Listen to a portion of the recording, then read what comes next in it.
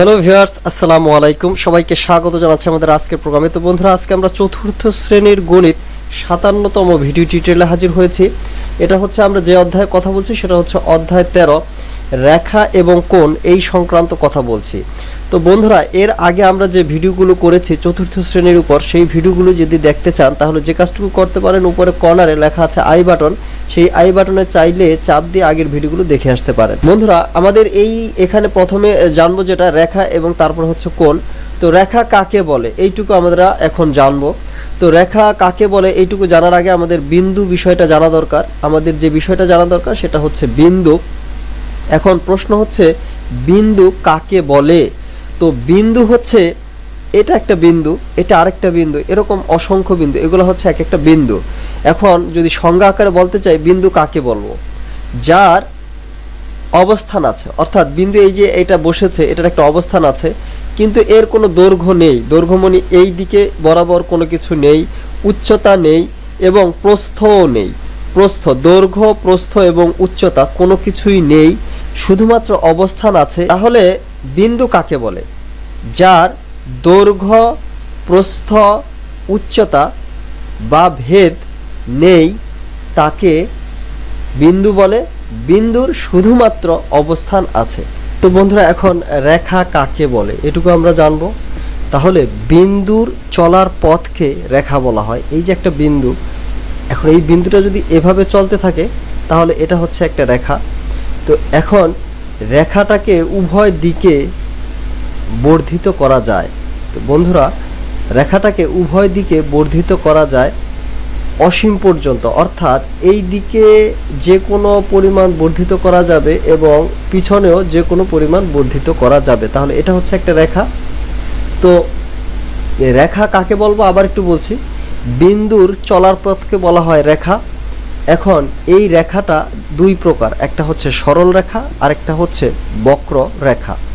তো সরল রেখা হচ্ছে যে দিক পরিবর্তন না করে কোনো একটা বিন্দু যদি চলমান থাকে তাহলে এই বিন্দুর চলার পথকে বলবো সরল রেখা।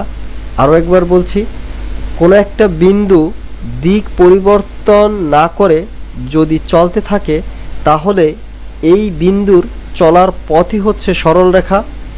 আর কোনো একটা বিন্দু যদি দিক পরিবর্তন করে চলতে থাকে তাহলে এই বিন্দুর চলার পথই হচ্ছে বক্ররেখা। তো বন্ধুরা, এই যে একটা রেখা আঁকতেছি, দেখো এটা হচ্ছে একটা বিন্দু। এই বিন্দুটা একবার উপরে গেল, আবার নিচে আসতেছে, উপরে গেল, নিচে আসতেছে, এইভাবে যদি চলে তার মানে সে কিন্তু দিক পরিবর্তন করে এক জায়গা থেকে আরেক জায়গায় যাচ্ছে। তার মানে এটা হচ্ছে একটা বক্ররেখা।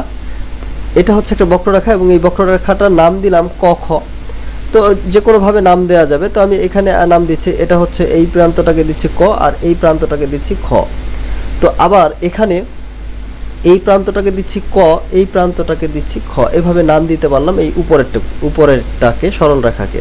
তো বন্ধুরা, সরল রেখা কিংবা বক্ররেখা যেটাই হোক না কেন, রেখার বেলা রেখা কিন্তু উভয় দিকে অসীম পর্যন্ত বিস্তৃত, অর্থাৎ সামনে এবং পিছনে, এটা হচ্ছে পিছনে অসীম পর্যন্ত বিস্তৃত, এজন্য তীর মার্ক দিয়ে দেখানো হয়েছে। এটাকেও আমরা তীর মার্ক দিয়ে দেখাতে পারি, তীর মার্ক বা অ্যারো মার্ক দিয়ে। তো তাহলে আমরা জানলাম সরল রেখা, বক্ররেখা। তো এখন আমরা জানবো হচ্ছে কোণ। তো বন্ধুরা, এখন সরল রেখা সম্পর্কে আরও একবার একটু দেখতেছি। দেখো এখানে চিত্রে এবি হচ্ছে একটি সরল রেখা এবং এ প্রান্তটা অসীম পর্যন্ত বর্ধিত, আবার বি প্রান্তটাও অসীম পর্যন্ত বর্ধিত। বক্ররেখা দেখো, এবি হচ্ছে একটি বক্ররেখা, এ প্রান্তটাও অসীম পর্যন্ত বর্ধিত, বি প্রান্তটাও অসীম পর্যন্ত বর্ধিত। এখন রেখাংশ কাকে বলবো? রেখাংশ হচ্ছে কোনো একটি রেখার যদি অংশ নেওয়া হয়, সাপোজ এটা এবি হচ্ছে একটা রেখা, এখান থেকে যদি এই এতটুকু কেটে নেওয়া হয় এবং তাকে নাম দেওয়া হলো এবি। এখন রেখাংশের যে দুইটা প্রান্তবিন্দু থাকে সেগুলো কিন্তু ফিক্সড, অর্থাৎ রেখাংশটার প্রান্তবিন্দু ফিক্সড এবং সেক্ষেত্রে কিন্তু উভয় দিকে বর্ধিত হবে না, অসীম পর্যন্ত বর্ধিত হবে শুধুমাত্র রেখার বেলা, কিন্তু রেখাংশের বেলা সামনে কিংবা পিছনে কোনো দিকেই বর্ধিত হবে না। তো তারপরে বন্ধুরা লক্ষ্য করো, রশ্মি হচ্ছে যে কোনো একটা প্রান্ত ফিক্সড, যে কোনো একটা প্রান্ত ফিক্সড এবং অপর প্রান্ত অসীম পর্যন্ত চলতে থাকে, সেটা হচ্ছে একটা রশ্মি। রশ্মি এভাবে বলতে পারি, রশ্মি হচ্ছে রেখার কোনো একটা অংশ যার একটা প্রান্ত ফিক্সড এবং অপর প্রান্ত অসীম পর্যন্ত চলতে থাকে। আর রেখাংশ কাকে বলবো? রেখাংশ হচ্ছে রেখার একটি অংশ যার দুইটা প্রান্তই ফিক্সড বা স্থির। আরেকবার একটু বলছি, রশ্মি কাকে বলে? রশ্মি হচ্ছে এটাও রেখার একটি অংশ, কিন্তু পার্থক্য হচ্ছে এটার একটা বিন্দু স্থির এবং অপর আরেকটা বিন্দু অসীম পর্যন্ত চলমান। তো বন্ধুরা, আশা করতেছি যে বুঝতে পারতেছো। তাহলে আমরা এখান থেকে জেনে ফেললাম সরল রেখা, বক্ররেখা, রেখাংশ এবং রশ্মি। তো বন্ধুরা, এখানে একটি রেখা, এই একটি রেখা, এই আরও একটি রেখা, দুইটি রেখা কিন্তু কোনো একটা বিন্দুতে ছেদ করেছে। ছেদ করেছে মানে এই যে বিন্দুটা দিয়ে অতিক্রম করেছে। দুইটি রেখাই যদি কোনো বিন্দু দিয়ে অতিক্রম করে তাহলে অতিক্রান্ত যে বিন্দুটা আছে সেই বিন্দুটাই হচ্ছে ছেদবিন্দু। তো বন্ধুরা লক্ষ্য করো, এই একটা বিন্দু দিয়ে যদি এই একটা রেখা চলে, আবার এই আরও একটা রেখা চলে এই নির্দিষ্ট বিন্দু দিয়ে, তাহলে এইখানে যে বিন্দুটা ছিল এই বিন্দুটাই কিন্তু হচ্ছে ছেদবিন্দু। তো এখন তো তাহলে আমরা ছেদবিন্দু কাকে বলে সেটা জানলাম। এটাও হচ্ছে একটা ছেদবিন্দু, এটাও একটা ছেদবিন্দু।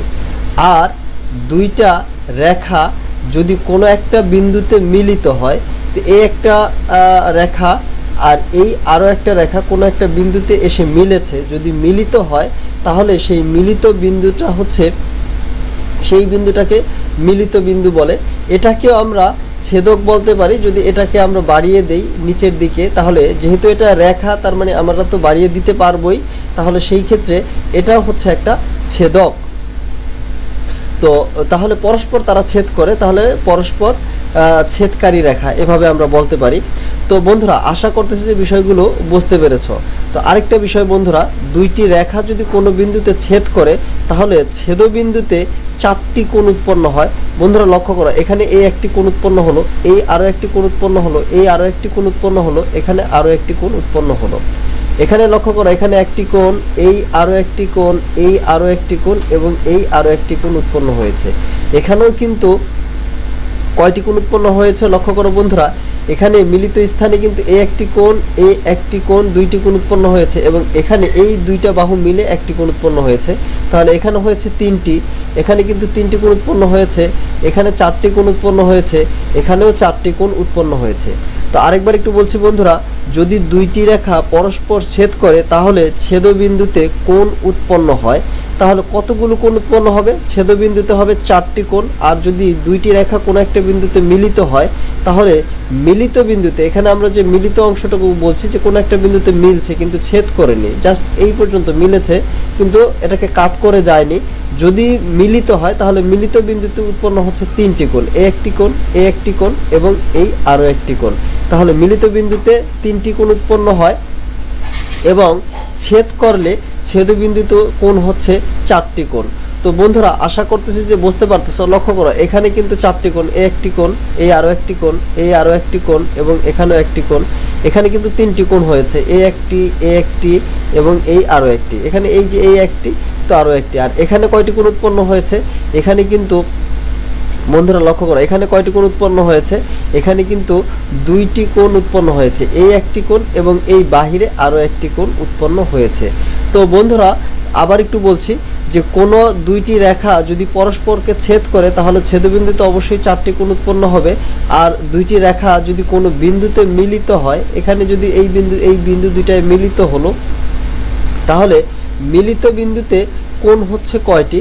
মিলিত বিন্দুতে কোণ হবে এই ক্ষেত্রে কোণ হচ্ছে কিন্তু দুইটি, এই একটি কোণ এবং এই আরও একটি কোণ, এই দুইটি কোণ উৎপন্ন হচ্ছে। এবং এই ক্ষেত্রে যখন এই রকম মিলিত হবে তখন সেখানে কিন্তু তিনটি কোণ উৎপন্ন হচ্ছে। তো যাই হোক বন্ধুরা, এখানে যদি বুঝতে কষ্ট হয় সমস্যা নেই, আমরা জাস্ট কোণগুলো একটু দেখে রাখবো তাহলেই হবে। তো বন্ধুরা, আমরা এখন যেটা জানবো সেটা হচ্ছে সমান্তরাল রেখা। সমান্তরাল রেখা কাকে বলবো?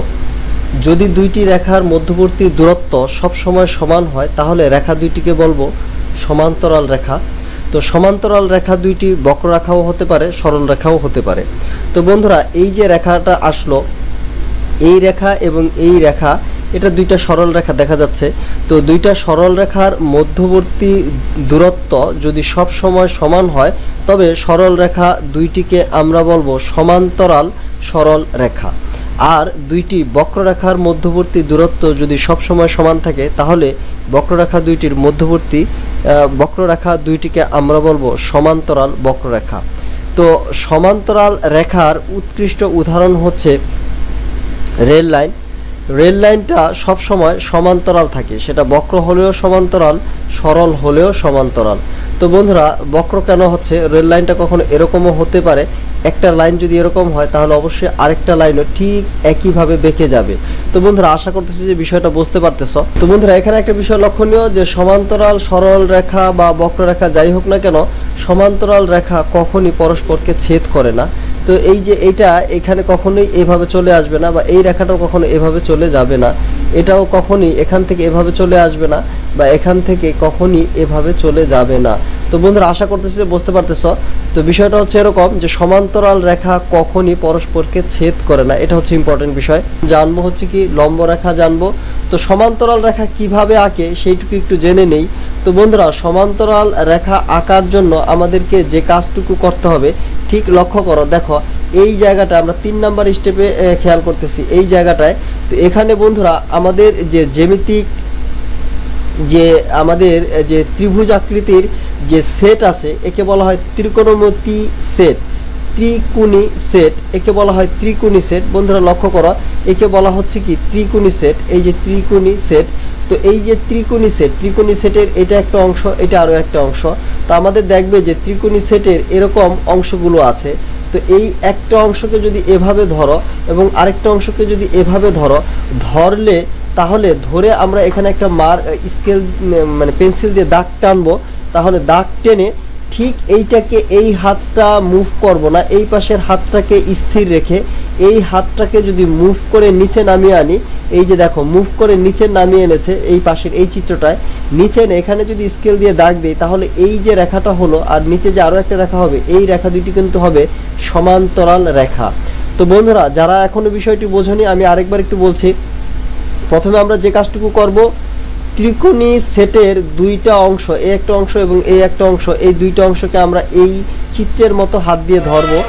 ধরার পরে যে কাজটুকু করব, এই আমরা এখন এইভাবে ধরে পেন্সিল দিয়ে এইভাবে ধরবো, ধরার পরে এই হাতটা ছেড়ে দিব, ছেড়ে দিয়ে এই পাশের হাতটা ছেড়ে দিব, ছেড়ে দিয়ে আমরা পেন্সিল দিয়ে এখানে একটা মার্ক দিব, পেন্সিল দিয়ে এখানে একটা মার্ক দেব। আচ্ছা পেন্সিল দিয়ে মার্ক দিলাম, দেওয়ার পরে কি করব, দেওয়ার পরে মার্ক দেওয়ার পরে এই হাত দিয়ে আবার এই অংশটাকে ধরব। তাহলে কি করব, আবার এই হাত দিয়ে এই অংশটাকে আবার ধরব এবং এই ধরে এটাকে ফিক্সড রাখবো, ধরে এই অংশটাকে ফিক্সড রাখবো, ফিক্সড রেখে এই অংশটাকে এখন যেটা দেখাচ্ছি এই অংশটাকে মুভ করব, মুভ করে নিচে নামিয়ে আনবো এবং পেন্সিল দিয়ে দাগ দিব, নিচে নামিয়ে এনে এই চিত্রের মতো নিচে নামিয়ে এনে এখান থেকে পেন্সিল দিয়ে দাগ দিব। তাহলে এই রেখাটা আর এই রেখাটা, এই দুইটা রেখাই হবে সমান্তরাল রেখা। তাহলে এই যে 6 নম্বর স্টেপে আমরা যে দুইটা রেখা পেলাম, তাহলে এই রেখা দুইটি পরস্পর সমান্তরাল। তো কিভাবে এঁকেছি আশা করতেছি বুঝতে পারতেছো বন্ধুরা। প্রথমে আমরা দুই হাত দিয়ে এভাবে ধরবো চিত্রের মতো, ধরে এই হাতটাকে আমরা ছেড়ে দিব, কারণ নতুবা তো আমরা পেন্সিল দিয়ে দাগ দিতে পারবো না। পেন্সিল দিয়ে দাগ দেওয়ার জন্য এই হাত ছেড়ে দিয়ে তারপরে আমরা এই এখানে কিন্তু দাগ দিব, পেন্সিল দিয়ে দাগ দিব, পেন্সিল দিয়ে ঠিক দাগ দিব। দাগ দেওয়ার পরের যে স্টেপটা, সেই দাগ দেওয়ার পরের যে স্টেপ সেটা হচ্ছে যে আমরা ঠিক আগের মতো আবার ধরবো, এই হাত দিয়ে ধরবো, আর এই হাতটা যে আগে ধরা ছিল এটা কিন্তু ছাড়িনি, এটাও থাকবে। এই দুই হাত ধরা অবস্থায় এখন যে কাজটুকু করবো এটা ফিক্স করে ধরে রাখবো এবং এই হাতটাকে উপর থেকে কিন্তু নিচে নামিয়ে এই অবস্থানে এনেছি। এই অবস্থানে এনে আবার এই হাত ছেড়ে দিয়ে পেন্সিল দিয়ে আবার এইটা একটা দাগ দিব। তাহলে এই যে একটা রেখা পেলাম এবং এই আরেকটা রেখা পেলাম, এই রেখা দুইটাই কিন্তু সমান্তরাল রেখা এবং সেটাই যে নিচের চিত্রে চলে আসছে। তো বন্ধুরা আশা করতেছি যে তোমরা বুঝতে পারতেছো ভালোভাবে। তো যদি না বুঝে থাকো তাহলে এটা কয়েকবার দেখো, আশা করি বুঝে ফেলবে। তো এরপরে বন্ধুরা লক্ষ্য করো, এটা হচ্ছে আমরা এখন দেখবো যে লম্ব রেখা, লম্ব কিভাবে আঁকে। যদি এইটা একটা রেখা হয় এবং এর উপরে আরও একটা রেখা সোজাভাবে অবস্থান করে, তাহলে এখানে 90 ডিগ্রি কোণ উৎপন্ন হয়। তাহলে এই যে দুইটি রেখা, এই রেখাটা এবং এই রেখাটা, এরা পরস্পরের উপরে লম্ব, এই কথাটা বলা যায়। অর্থাৎ একটি রেখার উপরে আরেকটি রেখা যদি সোজাভাবে অবস্থান করে তাহলে সেখানে 90 ডিগ্রি কোণ উৎপন্ন হয় এবং রেখা দুইটি পরস্পর লম্ব রেখা। তো বন্ধুরা আশা করতেছি যে বুঝতে পারতেছো। তাহলে লম্ব রেখা বুঝতে পারলে, কিন্তু লম্ব রেখা কিভাবে আঁকবো সেটা একটু দেখো। ত্রিকোণী সেট দিয়ে লম্ব রেখা আঁকার জন্য প্রথমে আমরা ত্রিকোণী সেটের এখানে আমরা স্কেল দিয়ে যে কোনো দাগ দিতে পারি, যে একের মতো আমরা স্কেল দিয়ে দাগ দিলাম। দাগ দিয়ে তারপরে আমরা এই যে ত্রিকোণী যে সেটটা আছে, ত্রিকোণী সেটটা এই দাগের সাথে আমরা মিলালাম, দাগের সাথে মিলিয়ে ধরে রাখলাম, ধরে ফিক্সড করে ধরে রাখবো। এইটা কিন্তু আমরা হাত দিয়ে ধরে রাখবো। ধরে রেখে তারপরে বন্ধুরা লক্ষ্য করো, আমাদের ত্রিকোণী যে সেট, ত্রিকোণী সেটের আরও একটা অংশ এটা এভাবে চিত্রে যেভাবে আছে ঠিক সেইভাবে আমরা বসাবো। অর্থাৎ এইটার উপরে এই অংশটা আমরা কিন্তু বসাবো, এই যে বসিয়েছি উপরে। বসানোর পরে এই জায়গাটা অর্থাৎ এখানে এবং এখানে কিন্তু একটা গ্যাপ তৈরি হয়েছে এবং এই গ্যাপটাই কিন্তু হচ্ছে আমাদের 90 ডিগ্রি বা 90 ডিগ্রি কোণ উৎপন্ন হবে। তো এখন সেটা আমরা কিভাবে করব? আমরা কিন্তু অলরেডি এখানে একটা দাগ টানা আছে, এই জায়গাটায় কিন্তু একটা দাগ টানা আছে। এখন যে কাজটুকু করব আমরা সেটা হচ্ছে পেন্সিল দিয়ে শুধুমাত্র এখান থেকে শুরু করে এই পর্যন্ত একটা দাগ টেনে নিয়ে আসবো। তাহলে যে কাজটুকু হয়েছে, তাহলে ফাইনালি যেটুকু হয়েছে বন্ধুরা লক্ষ্য করো, যেটুকু হয়েছে তোমরা এখানে দেখো হয়েছে কি, যেটা কিন্তু অলরেডি দেওয়া ছিল এবং আমরা এই যে চিত্রটা আঁকা হয়েছে অর্থাৎ এই ত্রিকোণী সেটের এই অংশটা তো আগে আমরা বসিয়েছিলাম, তার উপরে আমরা এই সেটটা বসিয়েছি। এই দুইটা সেট থেকে আমরা এই অংশটা কিন্তু ড্র করেছি। তাহলে এই যে দুইটি রেখা পেলাম, তাহলে এই দুইটি রেখা, এই রেখাটার উপরে এই রেখাটা হচ্ছে লম্বভাবে দাঁড়িয়ে আছে। তো বন্ধুরা আমরা লম্ব রেখাও শিখে ফেললাম, আশা করতেছি যে বুঝতে পেরেছ। তো বন্ধুরা এখন আমরা কোণ সংক্রান্ত কথা জানছি। এর আগে আমরা জেনে এসেছি যে যদি দুইটি রেখা কোনো বিন্দুতে মিলিত হয় বা ছেদ করে তাহলে মিলিত বিন্দুতে বা ছেদবিন্দুতে কোণ উৎপন্ন হয়। তো বন্ধুরা লক্ষ্য করো, এখানে কিন্তু একটা কোণ উৎপন্ন হয়েছে, এখানে একটা কোণ উৎপন্ন হয়েছে, এখানেও একটা কোণ উৎপন্ন হয়েছে, এখানেও একটা উৎপন্ন হয়েছে। তো এখানে কিন্তু এই রেখাটা, আচ্ছা এইখানে আমরা বলি এখানে একটা কোণ উৎপন্ন হয়েছে, এখানে একটা কোণ উৎপন্ন হয়েছে, এখানেও একটা কোণ উৎপন্ন হয়েছে। তো এই যে আমরা একটা করে দেখিয়েছি কিন্তু বাকি কিন্তু একটা করে বাকি থেকে গিয়েছে। লক্ষ্য করো এখানে কিন্তু একটা বাকি থেকে গিয়েছে, এখানেও একটা বাকি থেকে গিয়েছে, এখানেও একটা কোণ বাকি থেকে গিয়েছে, আমরা কিন্তু ধরিনি, এখানেও একটা কোণ বাকি থেকে গিয়েছে।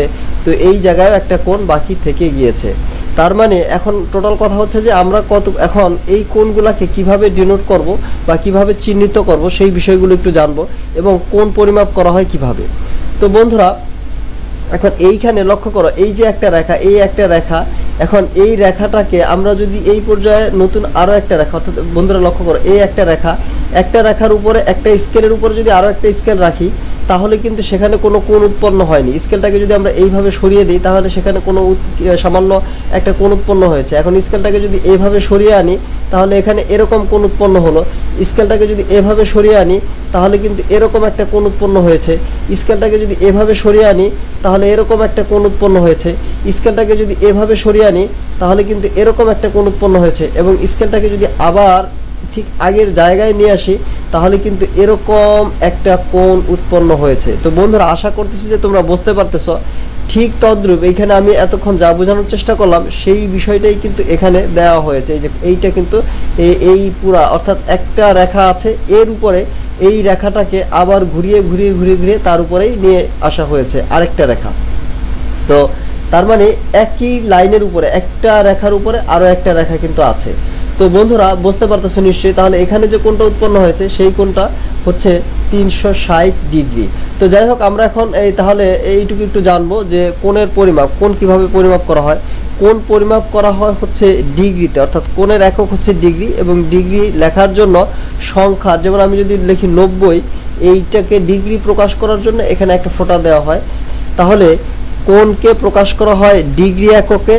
কোণের যে একক সেটা হচ্ছে ডিগ্রি এবং ডিগ্রি প্রকাশ করার জন্য একটা শূন্য ব্যবহার করা হয় সংখ্যার উপরে। তো বন্ধুরা আশা করতেছি যে তোমরা আমার এই কথাগুলো বুঝতে পারতেছো। যদি না বুঝে থাকো সেই ক্ষেত্রে ভিডিওটি টেনে দেখো, আশা করি অবশ্যই বুঝে ফেলবে। আমরা কিন্তু এই চ্যাপ্টারের উপরে আরও ভিডিও হবে, এক লেকচারে শেষ হবে না। তো যাই হোক বন্ধুরা, চ্যানেলটি ইতিমধ্যেই যারা সাবস্ক্রাইব করে আছো তাদেরকে তো অসংখ্য ধন্যবাদ। আর যারা চ্যানেলটি এখনো সাবস্ক্রাইব করে বন্ধুরা, শেষবারের মতো রিকোয়েস্ট করব, তুমি যদি আমাদের এই ভিডিওটির মাধ্যমে ন্যূনতম 1% উপকৃত হয়ে থাকো সেই ক্ষেত্রে অবশ্যই চ্যানেলটি সাবস্ক্রাইব করে সাথেই থাকবে।